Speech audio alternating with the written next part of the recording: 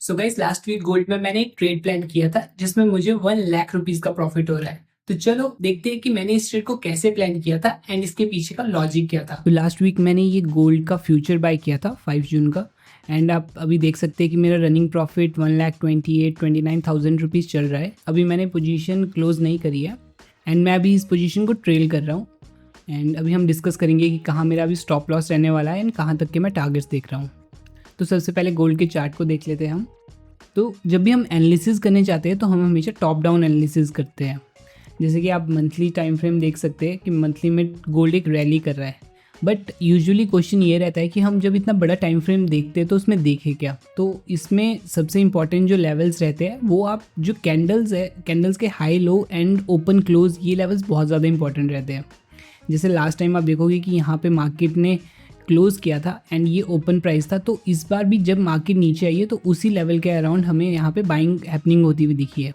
तो ये लेवल्स देखने के लिए हमारे लिए इंपॉर्टेंट होता है। एंड अगर आप लॉन्ग टर्म में इन्वेस्ट करना चाहते हैं तो हम मंथली या फिर बड़े टाइम फ्रेम में ट्रेंड चेक करते हैं। तो अब इसका वीकली टाइम फ्रेम देख लेते हैं। वीकली टाइम फ्रेम पे आप देखोगे कि लास्ट वीक हमें यहाँ पर एक बहुत ही इंपॉर्टेंट लेवल था, इसका एक ब्रेकडाउन देखने को मिला, लेकिन वीक के क्लोज होने तक मार्केट ने उसके ऊपर ही आके क्लोज कर दिया। तो इसका मतलब था कि बायर्स अभी भी मार्केट में थोड़े एक्टिव है, क्योंकि उन्होंने मेजर सपोर्ट जो लेवल था उसके नीचे क्लोजिंग नहीं करने दी।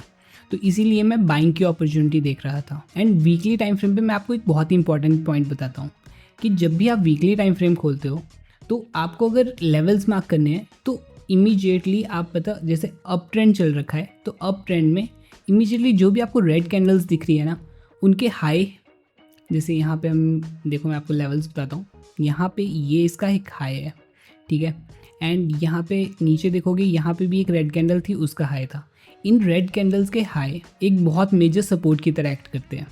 अगर आप इसी लेवल्स को, ये जो हमने लेवल्स मार्क करे, इन्हें हम डेली टाइम फ्रेम पे चेक करें तो देखो जो यहाँ पे लेवल था, देखो यहाँ पे एक ब्रेकआउट लेवल था एंड नेक्स्ट टाइम जब मार्केट आई है तो उसी लेवल से उसने सपोर्ट लिया है।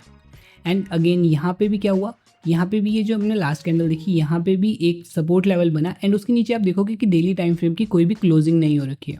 तो जब भी आप वीकली टाइम फ्रेम देखते हो तो उसमें आपको यही चीज़ चेक करनी होती है। जब भी मार्केट डाउन साइड जाएगी अप ट्रेंड में तो रेड कैंडल्स को हम नोटिस करेंगे। एंड अगर हम अप साइड को देख रहे हैं तो ये जो ग्रीन कैंडल्स का लो होता है ना, ये रेजिस्टेंस की तरह एक्ट करता है। जैसे कि अभी आप देख सकते हो यहाँ पे एक ग्रीन कैंडल है तो उसका लो है, वहीं पे मार्केट अभी स्टक हो रखी है, वहीं से मार्केट कंटिन्यूसली रेजिस्टेंस ले रही है। तो अगर हम डेली टाइम फ्रेम देखते हैं तो यहाँ पे मार्केट एक रेजिस्टेंस लेवल पे फंस रखी है।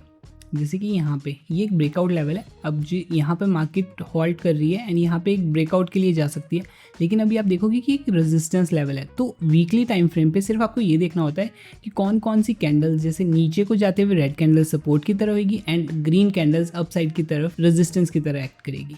तो यही चीज़ें हमारे को वीकली टाइम फ्रेम पे चेक करनी होती है। तो अब गोल्ड का डेली टाइम फ्रेम चेक कर लेते हैं। डेली टाइम फ्रेम पे आप एक चीज़ नोटिस करोगे कि मार्केट में एक एम स्ट्रक्चर फॉर्म हुआ था, जो कि हमने वीकली टाइम फ्रेम पे भी देखा कि ये एक ब्रेकडाउन लेवल था। इसके नीचे मार्केट को एक ब्रेकडाउन देना चाहिए था एंड अच्छा मोमेंटम करना चाहिए था, लेकिन यहाँ पे एक इमीडिएट सपोर्ट लेवल भी था। तो उसी वजह से मार्केट ने ब्रेकडाउन तो दिया, अच्छा खासा कैंडल के साथ ब्रेकडाउन दिया, लेकिन मार्केट ने वहीं पे हॉल्ट करना शुरू कर दिया।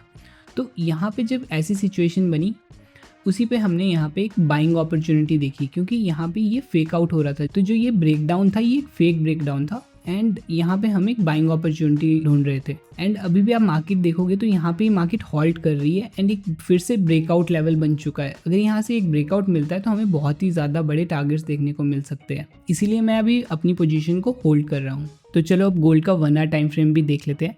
1 आवर टाइम फ्रेम पे आप एक चीज़ नोटिस करोगे कि मार्केट ने एक इस लेवल से एक बहुत अच्छा मोमेंटम किया था, ये मोमेंटम किया था। तो जब भी नेक्स्ट टाइम ऐसे लेवल्स पे मार्केट दोबारा आती है तो उसी लेवल पे एक बार सपोर्ट ज़रूर लेती है। बायर एक्टिव होता है क्योंकि उन्हें दिखता है कि यहाँ से बहुत अच्छा एक प्रॉफिट मिला था, तो वहाँ पे अगेन बायर्स एक्टिव हुए थे। लेकिन यहाँ पे हमें कोई भी बाइंग अपॉर्चुनिटी नहीं मिली थी, कोई भी अच्छा हमारा सेटअप ट्रिगर नहीं हुआ था जिस पे हम एंट्री ले पाए। लेकिन इसके बाद जब यहाँ पे इस लेवल पे मार्केट आया था, ठीक है, ये भी एक रेजिस्टेंस लेवल था, यहाँ पे जब भी मार्केट आया था तो यहाँ पे हमें एक बहुत अच्छी बाइंग अपॉर्चुनिटी मिली, जो कि मैं 15 मिनट टाइम फ्रेम पे आपको बताऊंगा अभी। एंड यहाँ पे हमारा ट्रेड एग्जीक्यूट हुआ था। एंड अभी देखोगे आप तो अगर हम यहाँ तक देखें, ये हमारा फर्स्ट टारगेट था। अगर आप इस लेवल को देखोगे, ये फर्स्ट टारगेट था, ये फर्स्ट रेजिस्टेंस था। यहाँ तक मार्केट ने हमें टारगेट दे दिया है, लेकिन अभी क्या हो रहा है कि यहाँ पे अभी आप देखोगे 4 टचेस हो चुके हैं, तो यहाँ से भी एक और ब्रेकआउट लेवल बनता है। तो अगर यहाँ पे भी हमें ब्रेकआउट देखने को मिलता है तो यहाँ से अभी बहुत अच्छा और टारगेट मिल सकता है। एंड हमारा जो ट्रेलिंग स्टॉप लॉस है वो अब इस लेवल के पास हमने रख दिया है, क्योंकि अभी हम बहुत अच्छे प्रॉफिट में हैं, तो इससे ज़्यादा हम इसको लूज़ नहीं करना चाहते। तो अराउंड 80-90,000 हम बुक करेंगे ये, अगर यहाँ पे भी हमारा ट्रेलिंग स्टॉप लॉस ट्रिगर होता है। तो चलो 15 मिनट टाइम फ्रेम देख लेते हैं। तो 15 मिनट टाइम फ्रेम पे आप एक चीज़ नोटिस करोगे कि ये सिंपल प्राइस एक्शन है। मैं कोई बहुत ज़्यादा चीज़ें यूज़ नहीं करता, सिंपल प्राइस एक्शन, और मेरे थोड़े बहुत सेटअप्स है जो मैं यूज़ करता हूँ। यहाँ पे आप नोटिस करोगे कि एक रेजिस्टेंस लेवल था, अभी हमने 1 आवर टाइम फ्रेम पे इसको मार्क किया था। तो यहाँ पे मार्केट रेजिस्टेंस लेवल पे आके कंसोलिडेट कर रहा था। ये देख रहे हो आपके यहाँ पे मार्केट कंटिन्यूसली यहाँ पे हॉल्ट कर रहा था, क्योंकि एक टाइप से रेजिस्टेंस लेवल क्या होते हैं कि वहाँ से मार्केट को रेजिस्टेंस लेके ड्रॉप करना चाहिए, वहाँ पे सेलर को एक्टिव होना चाहिए। लेकिन यहाँ पे क्या होता था, मार्केट होल्ड कर रहा था। तो यहाँ पे हमें एक अपॉर्चुनिटी मिली एंड हमने इसी लेवल का एक यहाँ पे स्टॉप लॉस रखा। इतना सा हमारा स्टॉप लॉस था एंड टारगेट हमारा यहाँ तक का था। यहाँ पे हमारा फर्स्ट टारगेट हिट हो गया था, लेकिन हमारा जो मेन टारगेट था वो बहुत ही बड़ा था इससे। तो इसीलिए अभी हम होल्ड कर रहे हैं कि देखते हैं कि कहाँ तक की पोजीशन जा सकती है। एंड अभी भी आप देखोगे तो 2 टाइम्स यहाँ पे आ चुका है, 2 टाइम्स यहाँ पे हिट कर चुका है एंड थर्ड टाइम फिर से रेजिस्टेंस लेने के बाद अभी भी ब्रेकआउट लेवल पे है। अभी भी आप देखोगे कि ब्रेकआउट के लिए जा रहा है। अगर यहाँ से ब्रेकआउट मिलता है तो हमें बहुत ही अच्छा एक लंबा टारगेट मिल सकता है। लेकिन अब हम 3 टाइम्स ये हो चुका है, तो अब ये ब्रेक डाउन भी दे सकता है। इसीलिए अब हम इसको ट्रेल कर रहे हैं। ये जो ये वाला स्विंग है, इसके नीचे अब हमारा ट्रेलिंग स्टॉप लॉस रहेगा कि अगर यहाँ से ये ब्रेक डाउन कर देता है तो हम इस पोजीशन से एग्जिट कर देंगे। लेकिन अगर यहाँ से ये चलता है, ये ब्रेकआउट स्ट्रक्चर अगर ये बनाता है, तो यहाँ से बहुत सारे न्यू लेवल्स ओपन हो जाएंगे। जो हमारे जैसे फर्स्ट टारगेट हमारा ये रहेगा, इसके बाद सेकंड टारगेट अराउंड इस लेवल तक का रहेगा। एंड ये बहुत ही अच्छे लेवल्स है जो कि अचीव हो सकते हैं, ईजिली अचीव हो सकते हैं। एंड जो इसका मेन टारगेट हमारा रहेगा वो इस लेवल का रहेगा। ये लेवल्स, तीनों लेवल बहुत ही अच्छे लेवल्स हैं, यहाँ तक हमारे को इनके टारगेट्स मिल सकते हैं।